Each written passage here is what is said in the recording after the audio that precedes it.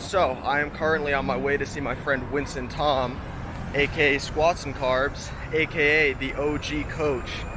That was my Worlds coach when I was prepping for IPF Worlds. He coached me from September 2017 to June 2018, put a few hundred pounds on my total in that amount of time. I hold him with the utmost respect in my mind. So, we're gonna go get a little kind of father-son deadlift workout in, I guess you could call it that. And he's gonna show me up. I'm gonna show him the deadlift bar, because he's a little IPF boy. He only ever uses a nice stiff Alico bar.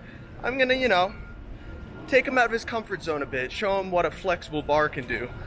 How nice it is. There he is. What up, man? Oh, nice whatever we're doing. Nice SBD belt. Thank Walking you. around, staying protected. Yo, check this out. Whoop. Oh, right shit. onto us. That's dope. Alright, so Winson is a little bit scared here because I'm gonna have him be using a deadlift bar. Not this one. I'm gonna have to find where the pink rope deadlift bar, but I Winson, never use deadlift bars, but I think I'll be good. see, as I mentioned before, Winson is very used to the kind of nice missionary position IPF bars, the power bars, and I'm gonna have him be using some raw dog. Hey, what's up, man? Raw dog deadlift bars.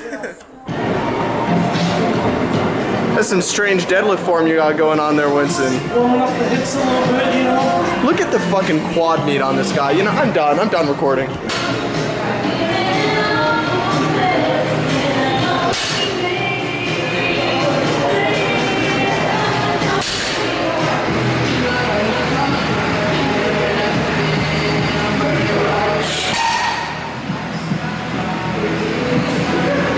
So I've noticed recently that warming up with pause deadlifts rather than regular deads, and then towards the end of the set, changing over to regular, really helps me engage my glutes a lot better. And after that, all the consecutive warm-ups, 315, 405, it just feels much better.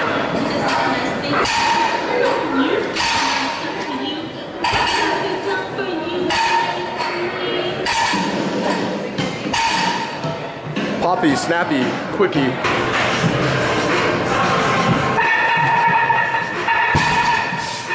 It's literally like a pool noodle. It's just like whoop, whoop, whoop. It really is, man. Me and Winson were just saying, like, it seems like with, well, I'll just let you say it. Yeah, so with like hook grip?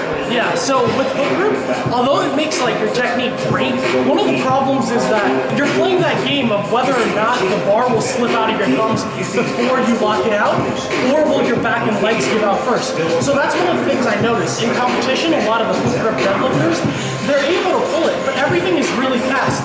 Once any grinding happens, you play that game of the bar rolling out. Yeah, that's exactly. a very risky game to play with your PR.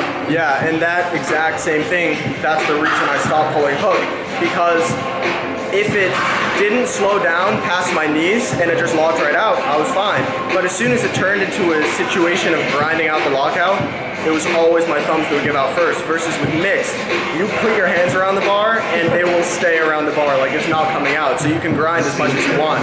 And you know that if you fail with mixed, it's because you weren't strong enough, not because your thumbs gave out.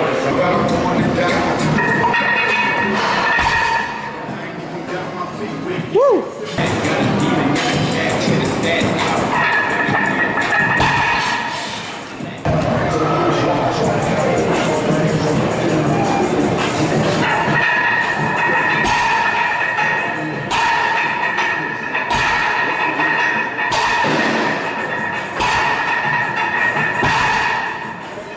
Well, that's more than the single I did.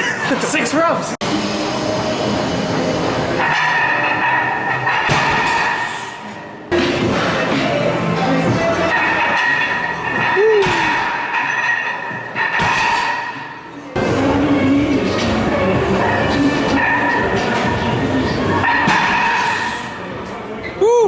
So the owner of the gym just walked up to me and Winson, and he was like, "Are you guys the ones making all the noise?" And we were like, "Yes." And he was like, "Well, at least you got some fucking weight on the bar." And he shook our hands and walked away, and we're good. Yeah, we'll take it. He's just gonna let us continue deadlifting because he saw 6 plates and he was like, "All right, that's fair." Not bad.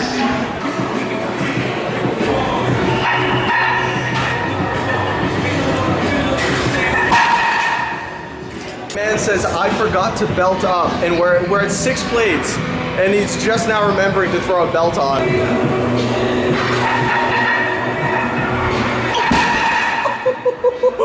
Woo! Alright, so Winston and I have run into probably what is the most powerlifter problem I've ever seen in my life, which is that we are actually running out of space on the bar for our weight, and we're not going to be able to clip it. So although this works, the problem is once we start pulling, the momentum's just going to have all the weight shift downwards. Yeah, exactly. And it's just going to rip off. I don't know what we're going to do. I mean, I think we're just going to try to half clip it on the bar, and hopefully it survives the whip, and then when we drop it, it's going to inevitably fall off. Yeah.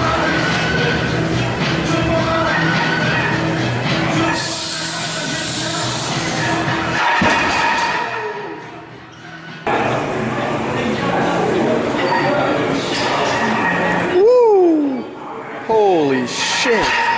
Holy shit, bro. Easy.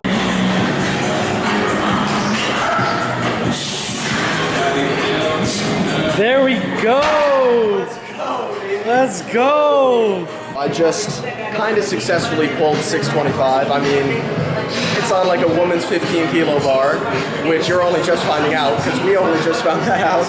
But I also had to use straps, so that's like double cheating. But yeah, now I am going to drop the weight a little bit and do maybe some like deadlift 6s because I'm starting to feel fatigued. That's like advanced bro science there, when you can kind of get an idea of like, you know. Straight, dude, I mean, go by how you feel, but like, all these shit we say about bro science, like, you know when we start lifting, everyone's like, don't do all this, don't do anything that bros tell you. The deeper into lifting we get, the more we listen to like these bro science, and we just rephrase it as keys or cheat codes or gems or things like that. Cheat codes. Literally all of David Lade's cheat codes are just straight up the most bro science. But it's like, it's good. It's like me, Dave, Winson, we have tapped into the inner bro monk within us, within the deepest shred of our soul. And our intuition is as sharp as real science now. Would you agree? Yes. Look, I'm telling you, if you just do what the books say, you'll never actually learn anything on your own. That's what experience is. Experience equals bro science. As you sharpen that bro science, it gets less and less bro, and you're just doing the right things that are before science now. Exactly. It's no longer bro science, it's pre-science. Science will eventually uncover what we're talking about, but right now it remains I think we just made a new word, pre-science. Pre-science.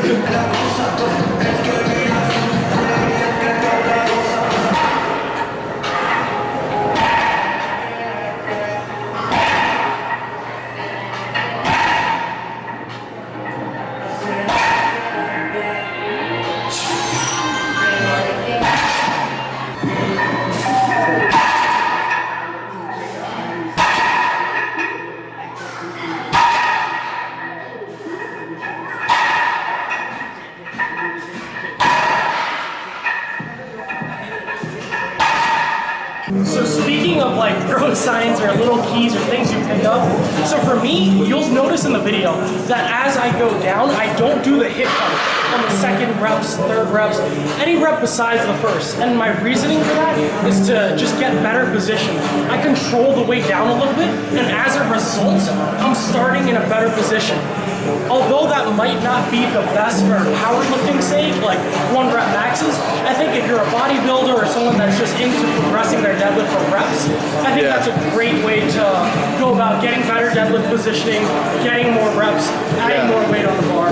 Or someone who, like me, it's very easy for me to get snapped up on deadlifts if I do too much weight, or I've just done too many sets, or especially if frequency is too high. That's like the worst thing for me. I just get injured right away. So I've noticed since I stopped doing the hip pump before every rep, I'm pretty sure I don't do a hip pump before every rep. I might have just lied to you, but I noticed that when I do that, my form is just overall a lot better. My back rounds less, and it just feels more like a constant tension exercise rather than like you doing a bunch of 1 reps, essentially.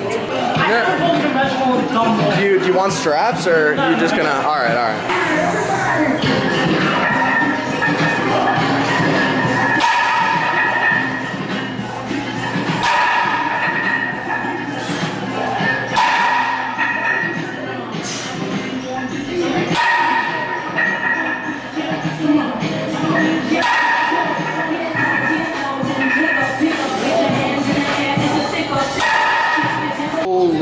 shit, man. Maybe the best out here. We have our own little corner here. Oh my. Look, we straight up belted up.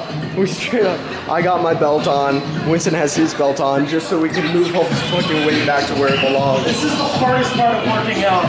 Dude, it literally is. This, like, putting weight back gives me a lower back pump, like, better than deadlifts, dude, better than RDLs, dude. Forget farmer walks and back extensions. Just walk all of the 45-pound plates back. Just offer bros, be like, hey, I'll take off your deadlift plate, and that'll be your workout for the day. Back and biceps and lower back. And nobody will ever question if you skip back day, because you will have 2 actual stakes for erectors. It's a war zone. Yo, this a motherfucking war zone.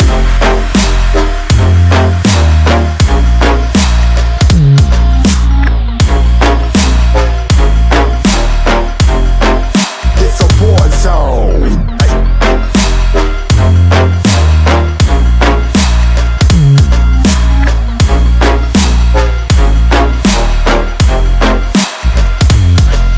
Feel the impact, yeah, break it open, leaving nothing f***ing intact. Hey yo, you been hacked, you're safe, hard in, but I found it, homie, been cracked. Hey yo, we been back, your band stacking, see you